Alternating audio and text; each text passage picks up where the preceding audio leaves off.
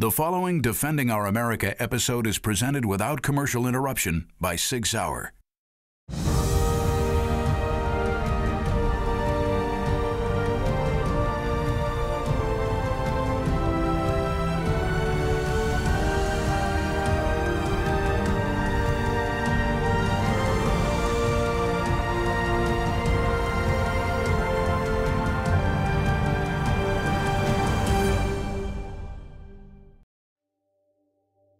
Having been a cop now for over 20 years, I've seen the evolution of society, the perception towards law enforcement, and passing judgment on us for how we do our job, and not having a true understanding of how violent this is, how violent the society can be, and how the only way that we can effectively deal with violence is violence.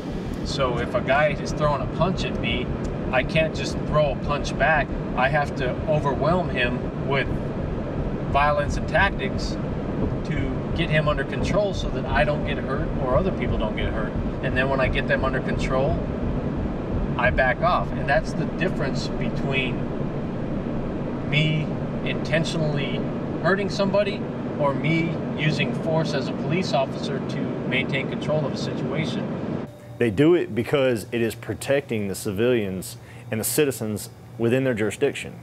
That doesn't mean they like doing it. No one wants to live in a society where cops walk away from people that they should be arresting. But if they don't walk away, then what happens is they fight. And if you fight enough, you're going to hurt people. Now, could we increase the training for the cops? Some cops are like, hey, we need more training to better prepare us for these situations. And I've talked to cops who feel like that. Your SWAT teams, your HRTs, your SRTs, all this stuff that exists within state, federal governments, they're typically highly trained. But your average, everyday Joe does not get the reps. So why do we not emphasize more on those of us that are prior military, that have gone into law enforcement, using those connections, bringing in the military advisors, and expounding on that? There's a lot of cops that don't get a whole lot of trigger time and are not as proficient as they would like to be with a firearm because their agency simply can't afford it. Combatives is one of the key elements to training in any kind of job in law enforcement or military, because you're 100 times more likely to have to lay hands on a suspect than you are to have to shoot someone. But if you're not trained in combatives, then you don't have the capability to, one, know how to physically handle your opponent, but two, know how to mentally handle your opponent.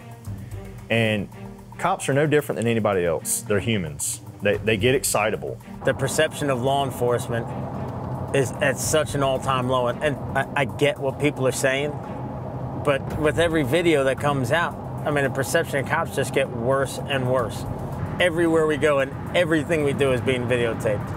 The cops may be going a little bit too fast, not giving someone the chance to comply, or purposely choosing to disregard certain rights that are allowed to people in the Constitution.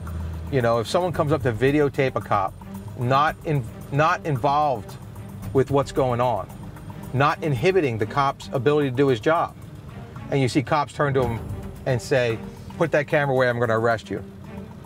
You need to learn the law a little bit, because that person's allowed to videotape you. The police need to question what they're doing, argue up their chain of command. If their chain of command on the higher levels is getting political pressure to whatever, stop these people from protesting, I think that police within the organization have to go, wait a second, it's not a good thing to be doing, and this is why, you know. And it's like any profession. There's good cops, there's bad cops. But to paint with a broad brush an entire profession based on a few examples of that, it isn't reality, and it's not fair. I mean, there are a lot of gray areas. Situations for police officers can turn rapidly from a peaceful interaction with a citizen to a life and death struggle in a split second. And officers have to be able to respond to that appropriately using, you know, the right level of force or whatever. People always want to look at cops as being the bad people because nobody ever wants to cop around unless they need them. Cops typically are, for the most part, trying to do the right thing all the time. They're trying to enforce the laws that they've been entrusted to enforce. If I chose a job to keep my community safe, and sometimes, unfortunately, we have to deal with bad people, and it's not always pretty. When we're out there trying to deal with that problem for you, and unfortunately, a lot of times we get accused of being the bad guys when we're trying to take the bad guys out. We're people, we're not robots. Next time on Defending Our America. Yeah, I put this guy away for 42 years, and 3.5 years later, he's standing on the corner. And of course, they don't tell me he's out on the street. So I'm sitting here driving around thinking there's no fear in the world, and here one of my biggest adversaries is standing on the corner that I go to every night. Looks me in the eyes and just shrugs his shoulders and walks away. Yeah, that pissed me off a bit.